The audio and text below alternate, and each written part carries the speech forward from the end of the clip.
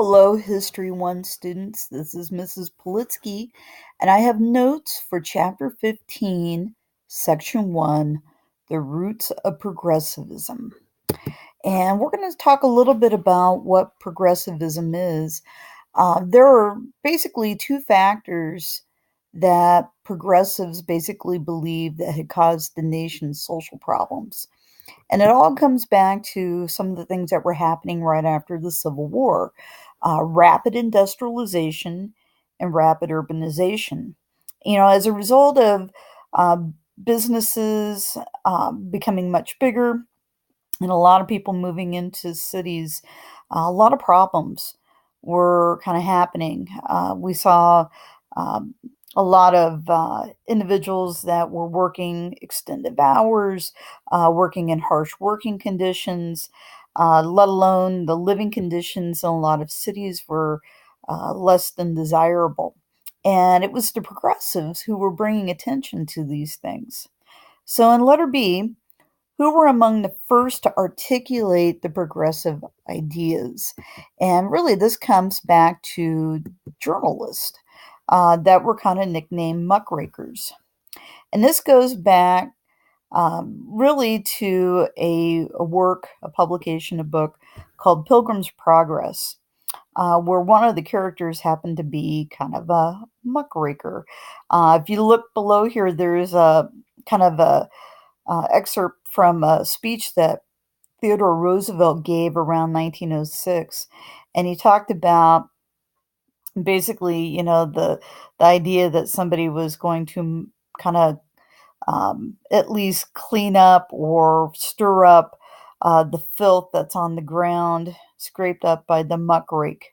And hence, these writers, journalists, basically became known as the ones who were the muckrakers. So, what were some of the issues that these muckrakers targeted? Um, One of them was the idea of corruption in corporations. We had journalists that were going after the beef industry, but particularly the woman that you see below here, Ida Tarbell. She went after John D. Rockefeller and Standard Oil, and the fact that she thought that that corporation, for the most part, was kind of a filthy monopoly, corrupt, uh, that they were using kind of dirty business practices to make lots of money. And she wrote about this in a series of articles in McClure's magazine. Others wrote about governmental and political machines and some of the dangers of that. And others wrote about social problems such as poverty, disease, and crime, which is kind of the works of Jacob Riis. Riis was not only a photographer, but he also was a writer. And basically, in his publication, How the Other Half Lives, he was able to share that information with the public. Reforming government. What two solutions did efficiency progressives offer to make city governments more efficient? And they actually offered maybe two different styles of city government. One was a commission plan, where you would basically use a series of commissioners who were kind of experts in kind of the field. And the other was a council manager system, where your city council would select the city manager, and the manager would also have different department heads. So you would have like a police commissioner, and you would have a fire commissioner, and so forth. The idea would be that you would have individuals who were experts in the field, and that way it wasn't kind of a situation where somebody had kind of bought themselves a political position. So, in both systems, experts would be playing a greater role in the running of city services. And if we look at a lot of our larger urban areas today, and including areas within our own state of Nebraska, you see little remnants of this. In Columbus public government, they have a setup of a city manager. even though they have a mayor and a city council, the manager really does a lot of the 24/7 day-to-day work. If you look at commission plans, you can see some of those in some other larger cities outside of our state. But the councilor or the council city manager system is very, very common, at least in this state, among communities that have more than maybe 1,000, maybe 3,000 people. So, letter B, what did progressives who emphasize democracy want to accomplish? And what they wanted to accomplish was to make elected officials more responsive and accountable to their voters. And one of the most famous of these was a guy named Robert LaFollette. LaFollette happened to be the governor of the state of Wisconsin. He was a Republican, and close to the beginning of 1900, he was a man who, for the most part, was using his state kind of as a laboratory. It was definitely an experiment for what he was trying to do and to show others that you could do with government. So in letter C, what did Robert LaFollette pressure the Wisconsin legislature to do? And he basically wanted to require each political party to hold what is called a direct primary.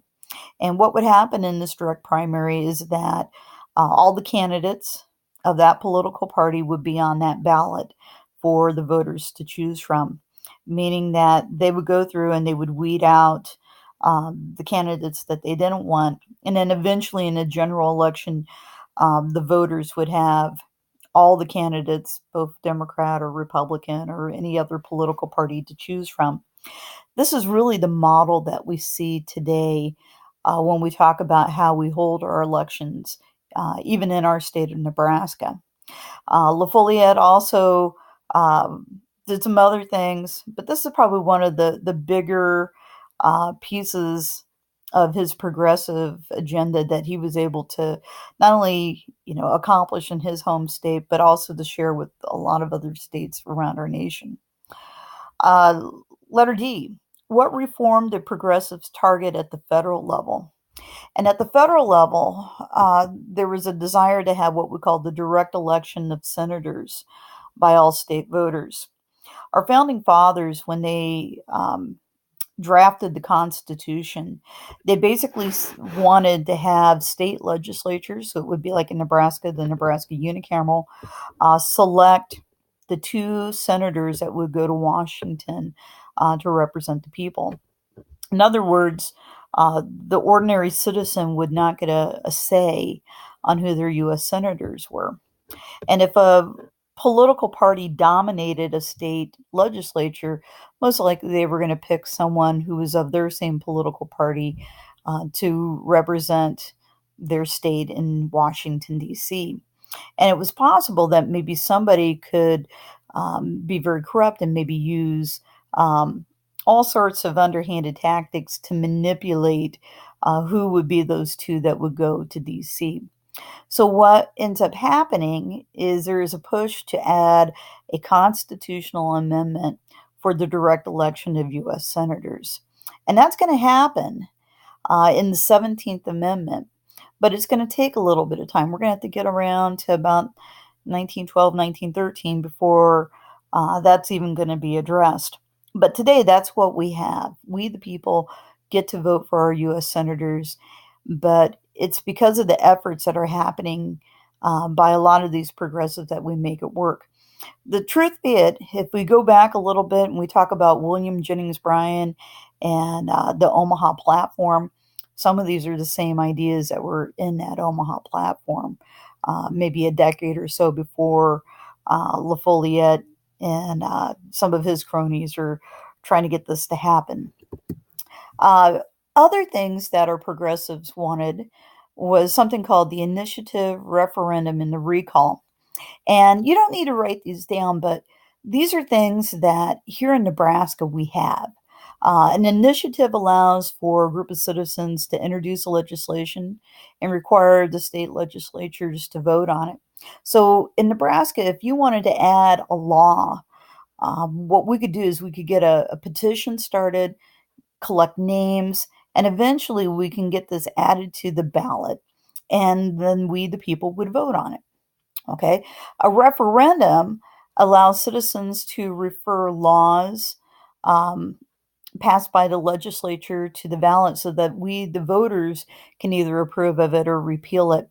And one of the probably more famous examples of referendums that have happened in our state in the last couple of years was in 2016 when there was a referendum to bring back the death penalty. Members of the Nebraska unicameral voted around 2014, 2015 to get rid of the death penalty.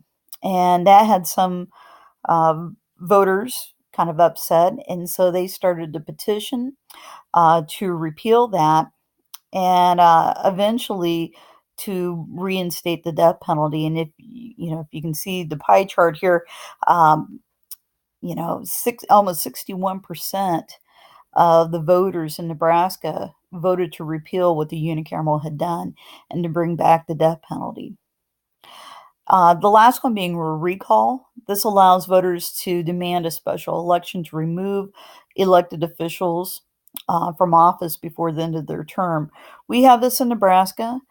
We've never used it, as far as I can recall, on a governor, but we've used it on mayors quite a bit. In California, they have a recall, and they used it many years ago to recall their governor. So it can be used, and it can be very powerful. And these are all things that the progressives wanted to implement. Not all of the states have the initiative referendum and recall, but there's quite a few that do, and it is a powerful tool when we talk about politics. All right, Roman numeral 3, suffrage. One of the things that we've talked about is in this semester here is talking a little bit about the abolition movement. And really, it's the abolition movement that really kind of gets the suffrage movement going. So, in letter A, why did the suffrage movement get off to a slow start? And a lot of that comes down to the fact that when the suffrage movement kind of got going, it was around the late 1840s, beginning of the 1850s. And the big issue at hand was, the abolition of slavery here in the United States. Many of the supporters were abolitionists, and they thought that that was the big issue that they needed to focus on. So when we fight the Civil War, at the end, we're going to add some constitutional amendments, and one of them being the 15th Amendment. And when Congress was kind of debating that, some of our suffragettes, these are women who were wanting the right to vote, were a little upset that the amendment itself was only going to allow men, African American men, the right to vote and not necessarily women in general. I think many were hoping that it would be an amendment that would include both women and African Americans alike, and it didn't. So we had kind of a division among some of these early suffragettes, and eventually it did kind of cause a great wedge in the movement. But things started changing after 1900. And so in letter B, what were two reasons the suffrage movement started to make some significant gains around 1910? And part of that was the fact that women decided that they needed to vote to promote the social reforms and labor laws that they were kind of backing. They wanted to take political action. And so they're getting involved and they're going out and they're kind of making a case for themselves. In a moment, we're going to take a look at a map, but some of our suffragettes started working at the state level. And some of our states are going to allow women the right to vote in local and state elections well before women are actually given the right to vote in federal elections. In letter C, which amendment to the Constitution guarantees women the right to vote? And that would be the 19th Amendment, which was added around 1920, kind of in the days following the end of the First World War. And it's this amendment that, for the most part, gives women that opportunity to cast their ballots in these federal elections. So, looking at the map here, before passage of that 19th Amendment, there were a handful of states, a lot of them in the West, that were allowing women the right to vote. If you take a look at the state of Wyoming, 1869, there's a reason why Wyoming was one of the first states, the first state, to allow women to vote. And it had a lot to do with settlement. Um, 1869, this is kind of the height of the Homestead Act. There were a lot of men that had moved to Wyoming, some of which were there because of the Transcontinental Railroad, but there weren't a lot of women. And to encourage settlement in the West, one of the things that the founders of the state of Wyoming decided to do was to give women the right to suffrage. And what they would be able to do is to vote in the local elections. So they could vote for their local school board, or they could vote for a mayor, maybe even vote for governor. But they did that with the hopes of encouraging women to move west. And it did to a certain degree. If you look around, Colorado was kind of early on this as well. Utah, Idaho, Nebraska, 1917, Kansas, 1912. So some of our Western and Midwestern states, certainly were ahead of the rest of the nation. And if you look towards the South and the Eastern Seaboard, and really even up into parts of New England, women didn't have any rights until the passage of that 19th Amendment in 1920. All right, Roman numeral 4, reforming society.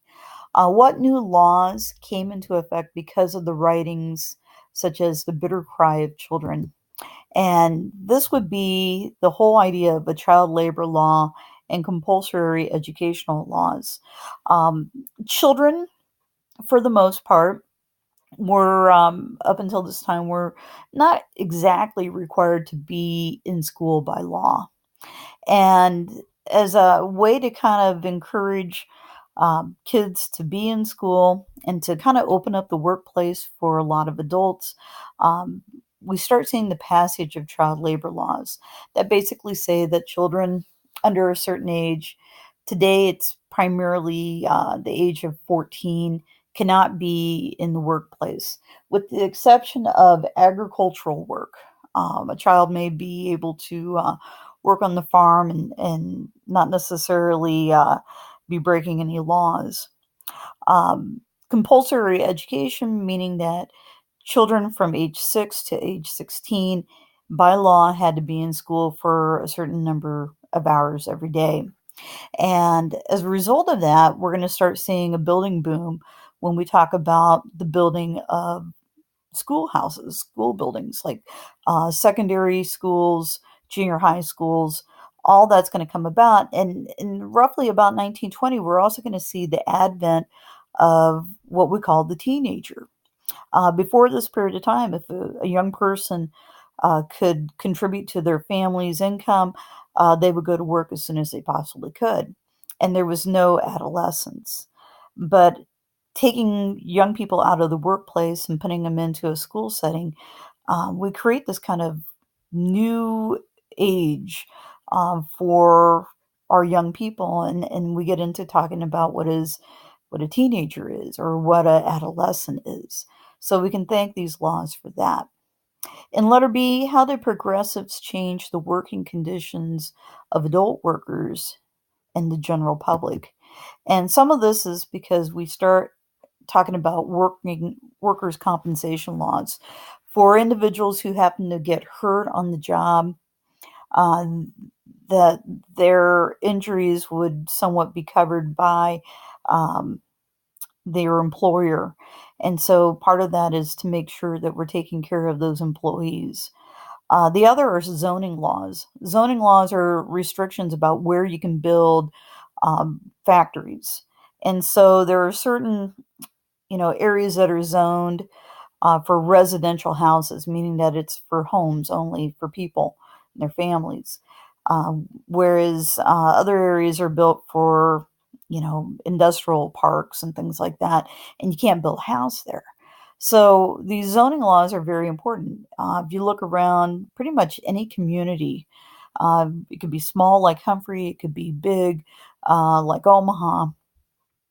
All of them have zoning laws and certain requirements of how people can use property and for what purposes. There's also building codes, meaning that if I'm going to build a structure, there are certain requirements that I must follow to make sure that the building is safe. Sometimes these codes change over time. So if let's say a person built a house maybe 50 years ago, um, what they were required to do might be different than a brand new house built today. So people who are contractors, carpenters primarily, have to be up to date on those different codes. So that way, the structures that they built will be basically up to par. And letter C, what two methods did the progressives suggest to handle the regulation of big business? And one was to break up the trust. And so you get into a series of politicians that we call trust busters. So Theodore Roosevelt's going to be nicknamed that. William Howard Taft and even Woodrow Wilson kind of gets called the trust buster at times. We also had the creation of government agencies to regulate business abuses. So we're going to have watchdogs within the federal government to go in and make sure that um, trade is safe, that certain qualifications for products that are being manufactured so that they don't injure or harm the people who are going to be buying or using them. Everything is going to have a certain standard. Thank you very much.